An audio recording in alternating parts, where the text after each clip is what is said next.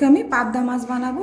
এই যে ধনিয়া পাতা পেস্ট করে, এখানে লাগবে লবণ, হলুদ, জিরার গুঁড়া, ধনিয়ার গুঁড়া, লঙ্কার গুঁড়া, এখানে আছে পেঁয়াজ, রসুন, আদা আর কাঁচা লঙ্কা পেস্ট করেছি।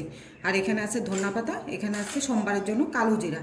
এখন আমি পাবদা মাছটা কীভাবে ধনিয়া পাতা দিয়ে বানাবো সেটা আপনাদেরকে আমি দেখিয়ে দিচ্ছি।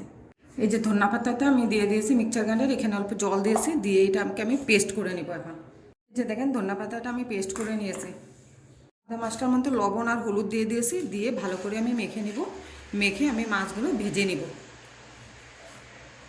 কড়াইতে দেখে সরষের তেল দিয়ে দিয়েছি, তেলটা গরম হয়ে গিয়েছে, এর মধ্যে দিয়ে দিচ্ছি এই যে আমি পাবদা মাছটা।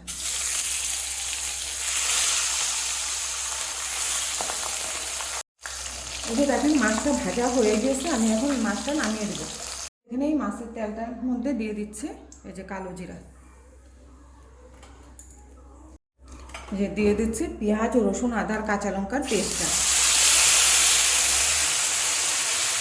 দিয়ে দিচ্ছি যে লবণ, দিয়ে দিচ্ছি হলুদ, দিয়ে আমি মশলাটাকে একটু কষিয়ে নিব। এই যে দেখেন মশলাটা আমাদের কষানো হয়ে গিয়েছে, এর মধ্যে আমি এখন দিয়ে দিচ্ছি যে জিরার গুঁড়া, ধনিয়ার গুঁড়া, লঙ্কার গুঁড়াটা দিয়ে এগুলো মশলার সঙ্গে আমি ভালো করে মিশিয়ে নিব। দেখেন মশলার সঙ্গে আমি সব মিশিয়ে নিয়েছি। এখন এটার মধ্যে দিয়ে দিচ্ছি আমি এই যে ধনিয়া পাতার পেস্টটা। এখন এগুলোকে আমি মশলার সঙ্গে ভালো করে মিশিয়ে নিব।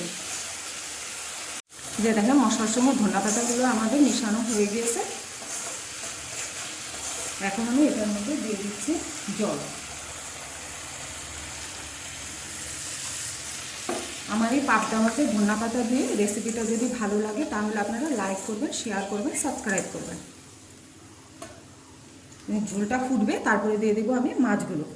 এই যে দেখেন ঝোলটা ফুটেছে, আমি দিয়ে দিচ্ছি এখন এই যে ভেজে রাখা পাবদা মাছগুলো।